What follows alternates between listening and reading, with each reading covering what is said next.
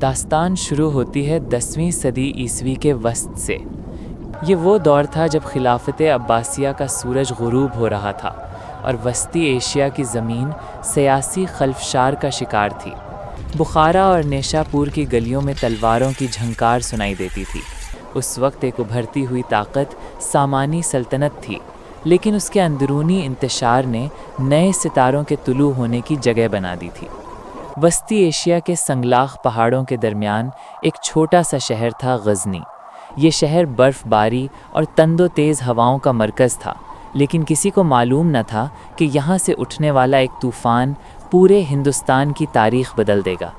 سلطان محمود غزنوی کی عظمت کی جڑیں ان کے والد امیر سبکتگین کی زندگی میں چھپی ہیں۔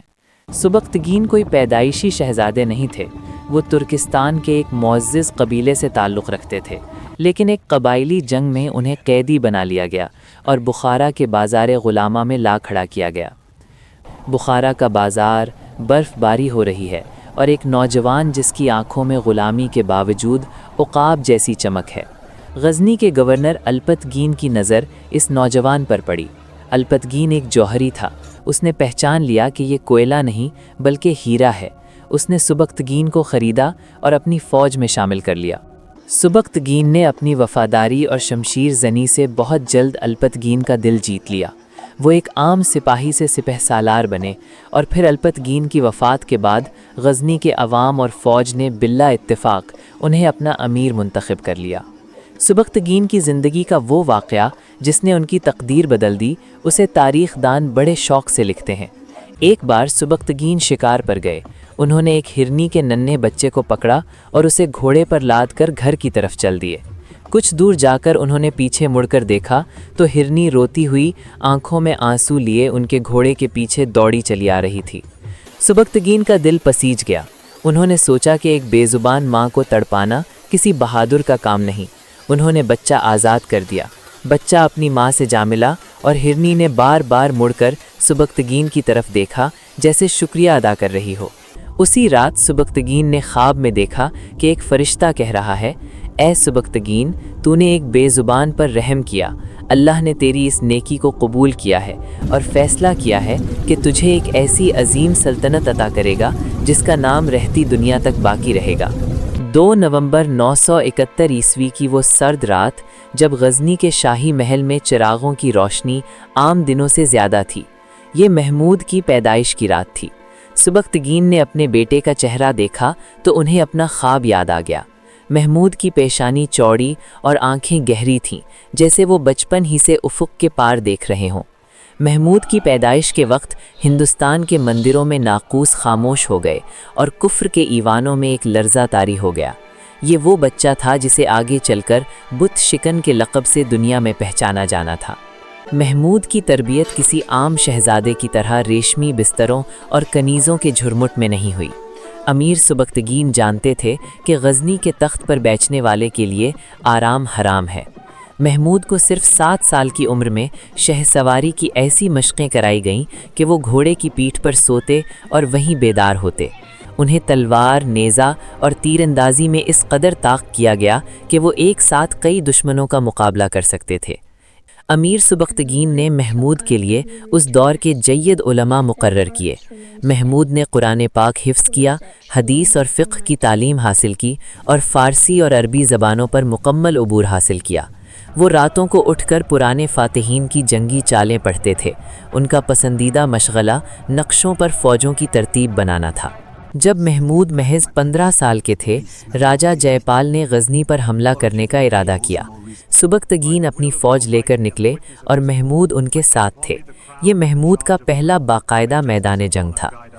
لغمان کی وادی، ایک طرف مسلمانوں کا چھوٹا سا لشکر اور دوسری طرف جے پال کے ہزاروں سپاہی اور پہاڑ جیسے ہاتھی۔ محمود نے پہلی بار ہاتھی دیکھے۔ انہوں نے اپنے والد سے پوچھا، ابا جان، یہ ہاتھی تو ہماری صفوں کو کچل دیں گے، ان کا علاج کیا ہے؟ سبکتگین نے مسکرا کر کہا، بیٹا، ہاتھی صرف دیکھنے میں بڑے ہوتے ہیں، ان کی سونڈ اور آنکھیں بہت نازک ہوتی ہیں، اگر ان پر تیروں کی بارش کی جائے تو یہ خود اپنی فوج کے لیے موت بن جاتے ہیں۔ محمود نے یہ سبق پلے باندھ لیا اور اسی جنگ میں اپنی بہادری کا ایسا لوہا منوایا کہ جے پال کی فوج کو عبرتناک شکست ہوئی۔ 997 عیسوی میں امیر سبکتگین کے انتقال ہوا۔ وفات کے وقت انہوں نے اپنے چھوٹے بیٹے اسماعیل کو جانشین مقرر کیا، کیونکہ اسماعیل اس وقت مرکز میں موجود تھا، لیکن محمود جو اس وقت نیشاپور کے گورنر تھے خاموش نہ بیٹھے۔ وہ جانتے تھے کہ اسماعیل نرم دل ہے اور سلطنت کے دشمن اسے کچل دیں گے۔ محمود نے اسماعیل کو ایک خط لکھا: اے بھائی، تخت کی وراثت باپ کے پیار سے نہیں بلکہ جرت اور قابلیت سے ملتی ہے۔ تم صوفی منش ہو، تم گوشہ نشینی اختیار کرو اور سلطنت میرے حوالے کر دو تاکہ میں اسلام کی سرحدوں کی حفاظت کر سکوں۔ جب اسماعیل نے انکار کیا تو دونوں بھائیوں کے درمیان جنگ ہوئی۔ محمود نے اپنی عسکری مہارت سے اسماعیل کو شکست دی، لیکن اسے قتل نہیں کیا بلکہ اسے ایک قلعے میں نظر بند کر دیا جہاں اس کی ہر ضرورت کا خیال رکھا جاتا تھا۔ 27 سال کی عمر میں محمود غزنوی باقاعدہ سلطان بنے۔ بغداد کے خلیفہ القادر باللہ نے انہیں یمین الدولہ یعنی سلطنت کا دایاں ہاتھ کا لقب دیا۔ تاج پوشی کے دن سلطان محمود نے کعبے کی طرف رخ کر کے وہ تاریخی عہد کیا: میں اللہ کو گواہ بنا کر عہد کرتا ہوں کہ میں اپنی پوری زندگی کفر کے خاتمے اور ہندوستان میں اسلام کی سربلندی کے لیے وقف کر دوں گا اور ہر سال ہندوستان پر ایک مہم جوئی کروں گا۔ یہاں سے سلطان محمود غزنوی کے اس سفر کا آغاز ہوتا ہے جس نے انہیں تاریخ کا بت شکن بنا دیا۔ سلطان محمود غزنوی نے تخت سنبھالتے ہی جو عہد کیا تھا وہ محض الفاظ نہیں تھے بلکہ ایک تڑپ تھی۔ 1000 کا سال تھا جب سلطان نے اپنے چند ہزار جانثاروں کے ساتھ سرحد عبور کی اور ہندوستان کے سرحدی قلعوں پر قبضہ کیا۔ یہ ایک پیغام تھا ہندوستان کے راجاؤں کے لیے کہ اب غزنی کی باغڈور ایک ایسے نوجوان کے ہاتھ میں ہے جس کے لیے آرام حرام ہے۔ خیبر کے دشوار گزار راستے، گھوڑوں کے سموں سے اڑتی گرد اور سلطان کا بلند و بالا قامت جو اپنے لشکر کے سب سے آگے چل رہا تھا۔ سلطان کا پہلا مقصد ان علاقوں کو زیر کرنا تھا جو غزنی کی سرحدوں کے لیے خطرہ بن سکتے تھے۔ راجہ جے پال، جس کا دارالحکومت لاہور تھا اور جس کی سلطنت پیشاور سے دریائے چناب تک پھیلی ہوئی تھی، مسلمانوں کا قدیم دشمن تھا۔ وہ جانتا تھا کہ اگر محمود کو نہ روکا گیا تو وہ پورے ہندوستان کو فتح کر لے گا۔ جے پال نے ایک عظیم لشکر تیار کیا جس میں 12,000 گھڑ سوار، 30,000 پیادے اور 300 جنگی ہاتھی شامل تھے۔ پیشاور کا میدان جنگ، نومبر 1001 میں پیشاور کے قریب دونوں فوجیں آمنے سامنے آئیں۔ جے پال کے ہاتھیوں نے جب چنگھاڑنا شروع کیا تو فضا لرز اٹھی۔ مسلمان سپاہیوں کے لیے یہ ایک کڑا امتحان تھا۔ سلطان کی حکمت عملی۔ سلطان محمود نے اپنے لشکر کو 5 حصوں میں تقسیم کیا۔ انہوں نے اپنے تیر اندازوں کو حکم دیا کہ وہ ہاتھیوں کی آنکھوں اور ان کے مہاوتوں یعنی ہاتھی چلانے والوں کو نشانہ بنائیں۔ ہاتھیوں کی پشت پائی۔ جب تیروں کی بارش ہوئی اور ہاتھی زخمی ہوئے تو وہ درد سے بے قابو ہو کر پیچھے مڑے اور اپنی ہی فوج کو کچلنا شروع کر دیا۔ جے پال کے لشکر میں بھگدڑ مچ گئی۔ سلطان نے اسی لمحے ایک بھرپور حملہ کیا اور جے پال کو اس کے خاندان سمیت گرفتار کر لیا گیا۔ جے پال کو زنجیروں میں جکڑ کر جب سلطان کے سامنے لایا گیا تو سلطان نے اسے شاہی قیدی کا پروٹوکول دیا، لیکن جے پال اس ذلت کو برداشت نہ کر سکا کہ وہ ایک ترک شہزادے سے ہار گیا ہے۔ رہا ہونے کے بعد اس نے اپنے بیٹے آنند پال کو تخت سونپا اور خود کو آگ یعنی چتا کے حوالے کر کے خودکشی کر لی۔ جے پال کی موت نے پورے ہندوستان کے راجاؤں میں آگ لگا دی۔ آنند پال نے اجمیر، کنوج، دلی، اجین اور گوالیر کے راجاؤں کو خط لکھے کہ اگر آج ہم اکٹھے ماں ہوئے تو کل ہمارا نام و نشان مٹ جائے گا۔ ایک طرف ہندوستان کے تمام بڑے راجاؤں کا متحدہ لشکر تھا جس کی تعداد لاکھوں میں تھی، اور دوسری طرف سلطان محمود کے محض 30,000 جان باز۔ ہندو خواتین نے اپنے سونے کے زیورات اور قیمتی اشیاء پگھلا کر اس جنگ کے لیے سرمایہ فراہم کیا، جس سے ظاہر ہوتا تھا کہ یہ جنگ ان کے لیے مذہبی بقا کی جنگ بن چکی تھی۔ دریائے سندھ کے کنارے واہند کے میدان میں جنگ شروع ہوئی۔ ہندوؤں کے جوش کا یہ عالم تھا کہ کھوکھر قبیلے کے ہزاروں جنگجو ننگے سر اور ننگے پاؤں تلواریں لے کر غزنوی صفوف میں گھس گئے اور چند منٹوں میں 3 سے 4 ہزار مسلمانوں کو شہید کر دیا۔ سلطان کے قدم اکھڑنے لگے تھے۔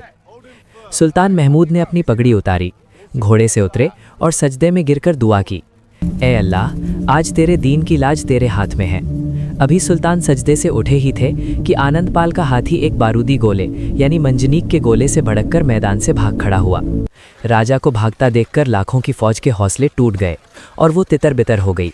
महमूद ने उनका ताक़ुब किया और ऐसी फतह हासिल की जिसने पूरे शुमाली हिंदुस्तान को उनके कदमों में डाल दिया। सुल्तान महमूद ने जब मथुरा का रुख किया, जो कि कृष्ण जी की जाए पैदाइश समझी जाती थी, तो वो वहाँ के फ़न तामीर को देखकर दंग रह गए। उन्होंने अपने गवर्नर को ख़त में लिखा, यहाँ ऐसी इमारतें हैं जिन्हें बनाने के लिए 100 साल और करोड़ों दिनार चाहिए। मैं उनकी खूबसूरती का बयान नहीं कर सकता। अगरचे सुल्तान ने वहाँ की दौलत हासिल की, लेकिन उनका मकसद मंदिरों की तामीरात को नुकसान पहुँचाना नहीं था, बल्कि उनकी सियासी और माशी ताकत को तोड़ना था। कन्नौज के राजा ने जब सुल्तान की हैबत देखी तो बिना लड़े हथियार डाल दिए और सुल्तान का बाजगुजार बन गया। ये सुल्तान महमूद की ज़िंदगी का 16वां हमला था और सबसे ज़्यादा ख़तरनाक भी। सोमनाथ का मंदिर गुजरात के साहिल पर वाक़ था और हिंदुओं का अकीदा था कि उनका ये देवता यानी शिव उन तमाम मुसलमानों को राख कर देगा। गजनी से सोमनाथ तक का रास्ता मौत का रास्ता था। सुल्तान को 30,000 सिपाहियों और 30,000 ऊँटों के साथ हज़ारों मील का रेगिस्तान पार करना था। पानी ख़त्म हो गया, सिपाही प्यास से मरने लगे। सुल्तान ने खुद रेत खोदकर पानी तलाश करने की कोशिश की और अल्लाह से गिड़गिड़ाकर दुआ मांगी। यहाँ तक कि एक मौजज़ाती चश्मा दरियाफ्त हुआ जिसने पूरी फ़ौज की जान बचाई। जब सुल्तान मंदिर पहुँचे तो वहाँ के पुजारियों ने दीवारों पर खड़े होकर मजाक उड़ाया कि हमारा देवता तुम्हें अभी तबाह कर देगा। 3 दिन तक खूनरेज़ जंग हुई। तीसरे दिन जब शाम होने लगी, सुल्तान ने अपनी फ़ौज को आखिरी हमले का हुक्म दिया। बुत शिकनी का वो लम्हा। सुल्तान मंदिर के अंदर दाखिल हुए। पुजारियों ने उनके पांव पकड़ लिए और करोड़ों रुपए के हीरों की पेशकश की कि बुत को ना तोड़ें। सुल्तान ने वो तारीखी जुमला कहा, मैं रोज़े क़यामत बुत फरोश नहीं बल्कि बुत शिकन कहलाना पसंद करूँगा। सुल्तान ने अपना गर्ज मारा तो बुत के टुकड़े हो गए और उसके अंदर से इतने जवाहरात निकले कि पुजारियों की पेशकश उसके सामने कुछ भी नहीं थी। ये सुल्तान की सबसे बड़ी मजहबी और सियासी फतह थी। सुल्तान महमूद सिर्फ एक फातेह नहीं थे, वो इंसाफ के मामले में अपने बेटों को भी माफ़ नहीं करते थे। एक बार एक गरीब शख्स ने शिकायत की कि सुल्तान का एक रिश्तेदार उसके घर ज़बरदस्ती घुसाता है। सुल्तान ने कहा, जब वो दोबारा आए तो मुझे खबर करना। सुल्तान खुद जाकर अंधेरे में उस शख्स को कत्ल किया और फिर चिराग जलाकर देखा। जब मालूम हुआ कि वो उनका अपना भांजा नहीं है तो उन्होंने शुक्राने के नफल पढ़े कि अल्लाह ने उन्हें एक बेगुनाह के कत्ल या अपने रिश्तेदार की तरफदारी से बचा लिया। सुल्तान महमूद गजनवी सिर्फ एक फातेह नहीं थे, बल्कि वो अपने दौर के सबसे बड़े इल्म परवर बादशाह थे। उन्होंने गजनी को, जो कभी एक छोटा सा पहाड़ी शहर था, दुनिया के हसीन तरीन शहरों में बदल दिया। अरूसे फलक मस्जिद। सुल्तान ने गजनी में एक ऐसी आलीशान मस्जिद तामीर करवाई जिसका नाम अरूसे फलक यानी आसमान की दुल्हन रखा गया। इसमें संगे मरमर और सोने का ऐसा काम था कि जो देखता दंग रह जाता। उन्होंने एक बहुत बड़ी यूनिवर्सिटी और लाइब्रेरी कायम की जहां दुनिया भर से उलमा और तुलबा खिंचे चले आते थे। सुल्तान का दरबार 400 शोरा और सैकड़ों मुफक्करीन का मस्कन था। सुल्तान के दरबार से 2 ऐसे नाम जुड़े हैं जिनके बगैर तारीख़ आलम अधूरी है। अबू रेहान अल-बैरूनी, ये वो अजीम साइंसदान और मुहर्रिख था जिसे सुल्तान हिंदुस्तान की मुहिम्मात के दौरान अपने साथ लाए। अल-बैरूनी ने संस्कृत ज़बान सीखी, हिंदू मज़हब का मुताला किया और अपनी शहर आफाक किताब किताबुल हिंद लिखी। सुल्तान उसे अपना मुशीर ख़ास मानते थे। फिरदौसी ने फ़ारसी ज़बान का अजीम शाहकार शाहनामा सुल्तान ही की फरमाइश पर लिखना शुरू किया। सुल्तान ने वादा किया था कि हर शेर पर एक सोने का दीनार दिया जाएगा। जब 60,000 अशार मुकम्मल हुए तो दरबारियों की साजिश की वजह से चांदी के सिक्के भेजे गए। फिरदौसी नाराज़ होकर चला गया, लेकिन बाद में जब सुल्तान को अपनी गलती का एहसास हुआ तो उन्होंने ऊँटों पर सोना लाद कर भेजा। मगर अफसोस, जब सोना शहर के एक दरवाजे से दाखिल हुआ तो दूसरे दरवाजे से फिरदौसी का जनाजा निकल रहा था। सुल्तान महमूद के इंसाफ की धाक पूरे आलम इस्लाम में बैठी हुई थी। रात का पिछला पहर है, सुल्तान अपने खैमे में आराम कर रहे हैं कि एक गरीब किसान दौड़ा हुआ आया और दहाई दी कि सुल्तान, एक ताकतवर आदमी मेरे घर में घुसकर मेरी इज्जत पामाल कर रहा है। सुल्तान फ़ौरन अपनी तलवार लेकर निकले और किसान के घर पहुंचे। उन्होंने हुक्म दिया कि चिराग बुझा दो। अंधेरे में सुल्तान ने उस शख्स को कत्ल कर दिया। फिर चिराग जलाने का हुक्म दिया और मकतूल का चेहरा देखकर सजदा शुक्र अदा किया। लोगों ने पूछा, सुल्तान आपने चिराग क्यों बुझाया और चेहरा देखकर सजदा क्यों किया? सुल्तान ने जवाब दिया, मुझे डर था कि वो मेरा अपना भांजा या बेटा होगा और उसका चेहरा देखकर मेरी ममता इंसाफ के आड़े आ जाएगी। मैंने अंधेरे में उसे कत्ल किया ताकि मैं सिर्फ इंसाफ का खादिम रहूं। जब चिराग जलाकर देखा कि वो मेरा रिश्तेदार नहीं है तो मैंने अल्लाह का शुक्र अदा किया कि उसने मुझे इम्तिहान में सुरखरू किया।